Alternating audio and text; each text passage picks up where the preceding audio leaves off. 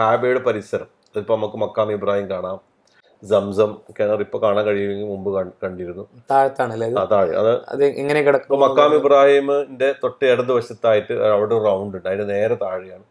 ഞാനൊരു 18 കൊല്ലം മുമ്പൊക്കെ മുമ്പ് വന്ന ആളുകൾക്കൊക്കെ സംസം വെള്ളം 18 കൊല്ലം മുമ്പ്.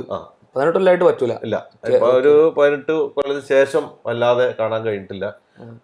ഏകദേശം ബേസ്മെന്റിലേക്ക് സ്റ്റെപ്പ് ഇറങ്ങി താഴോട്ട് പോയാൽ അവിടുന്ന് വെള്ളം നമുക്ക് കിണർ കാണായിരുന്നു, വെള്ളം ടാപ്പിൽ കുടിക്കായിരുന്നു.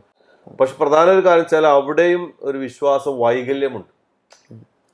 തൊട്ടിപ്പുറത്ത് കാഴ്ബയുണ്ട്, പക്ഷെ ആൾക്കാർ സംസം കിണറ്റിലേക്ക് തിരിഞ്ഞ് നിസ്കരിക്കുന്നുണ്ട്. അന്നങ്ങനെയായിരുന്നു.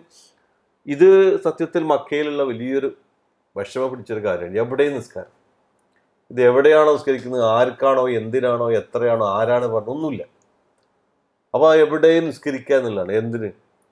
അത് ഞാനിപ്പോ പോയ സമയത്ത് ശരിക്കും ഞാനങ്ങനെ ഒരു പ്രോപ്പർ ടീമിൻ്റെ ഒപ്പം അല്ല പോയി എന്നുള്ളത് കൊണ്ട് പല സൈഡിലേക്കും പല ആളുകളുടെയും കൂടെയാണ് പോയത്. അപ്പോൾ നിങ്ങൾ പറഞ്ഞ പോലെ തന്നെ ഇപ്പോൾ ഒരു സിയാറത്തിനൊക്കെ ഒരു ടാക്സി ഡ്രൈവറൊക്കെ നമ്മൾ എത്തിക്കണമെങ്കിൽ പറയും, എല്ലായിടത്തും പറയും ഇവിടെ 2 നിസ്കാരം കേട്ടോ, 4 നിസ്കാരം കേട്ടോ, അവിടെ കേട്ടോ. ശരിക്കും പ്രവാചകൻ പഠിപ്പിച്ചതിനപ്പുറം അപ്പുറമൊന്നുമല്ല, ഒരു പരിധിക്ക് വലിയ രീതിയിൽ വിദ്യാർത്ഥികൾ ഇത്തരത്തിൽ തീർച്ചയായിട്ടും. പ്രത്യേകിച്ച് മക്കയിലെത്തുമ്പോൾ നമ്മൾ നല്ലോണം ശ്രദ്ധിക്കേണ്ട ഒരു കാര്യമാണ്.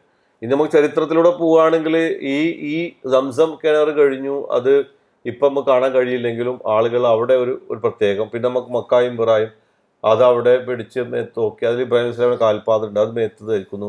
കാബയുടെ 4 ചുമരുകൾ പിടിക്കുന്നു, കില്ലേ പിടിക്കുന്നു, അതെല്ലാം കൂടി കെട്ടിപ്പിടിച്ചു. പിന്നെ നമുക്ക് മുത്താം എന്ന് പറഞ്ഞ് പ്രവാചകൻ അനുവാദം നൽകിയത് അജൽ അസ്വദ് മാത്രമാണ്. ബാക്കിയുള്ളിടത്ത് കൈകൊണ്ട് തടവുന്നതിന് കുഴപ്പമില്ല, ഒക്കില്ലമാരി.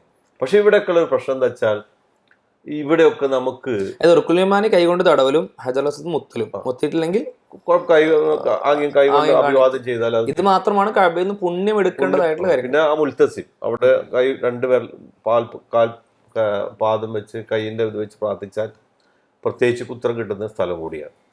പക്ഷെ അതിന് ശേഷം ഇവിടെയൊക്കെ കാണുന്ന ഒരു പ്രതിഭാസം എന്താ വെച്ചാൽ ഈ കഅബ തന്നെയാണ് പടച്ചോൻ എന്നുള്ള നിലക്ക് അതങ്ങോട്ട് മുറുകി പിടിച്ചിട്ട് അതിന്ന് എന്തെങ്കിലുമൊക്കെ ആവാഹിച്ചെടുത്ത് കൊണ്ടുപോകുക എന്നുള്ള ഒരു ആവേശം, പ്രത്യേകിച്ച് ഹജറുൽ അസ്വദ്.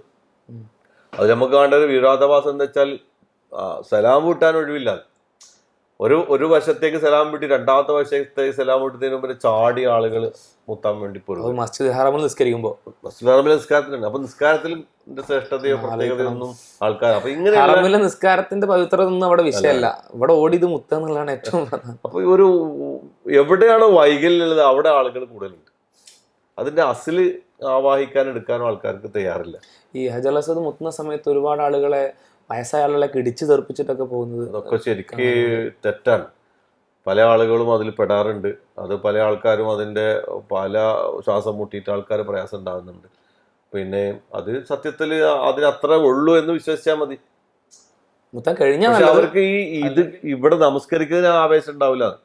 ഒരു ജമാഅത്ത് നിസ്കരിച്ചാൽ നമുക്ക് ഒരു 260 വർഷം ജീവിച്ച കൂലിയാണ് പണ്ഡിതന്മാർ കണക്കാക്കിയിട്ടുള്ളത്. ആ ജമാഅത്ത് നിസ്കാരം കളഞ്ഞിട്ടാണ് ഇതുപോലെയുള്ള എക്സ്ട്രാ ഫിറ്റിങ്സിൽ തേടി ആൾക്കാർ പോകുന്നത്. അത് ജബൽ നൂറിൽ പോയി നിസ്കരിക്കുക, ജബൽ സൗറിൽ പോയി നിസ്കരിക്കുക, അതുപോലെ തന്നെ ജബൽ റാഹമയിൽ പോയി നിസ്കരിക്കുക, സഫ മറുവേൻ്റെ മുകളിൽ കയറി നിസ്കരിക്കുക, സഫയിലും മറുവയിലും ഒക്കെ. ഇവിടെയൊക്കെ നിസ്കാരം, അവിടെയൊക്കെ തൊടുക, ഒന്ന് മേത്ത് വെക്കുക, അല്ലെങ്കിൽ ഒന്ന് മുത്തം കൊടുക്കുക. സഫ മറുവ ആർമിന്റെ വരുന്നതിന്റെ ആണ്. പക്ഷെ സഫയും മറുവയും അവിടെ സൈ ചെയ്യുമ്പോൾ നിസ്കരിക്കാം, അല്ലാതെ നിസ്കരിക്കാം.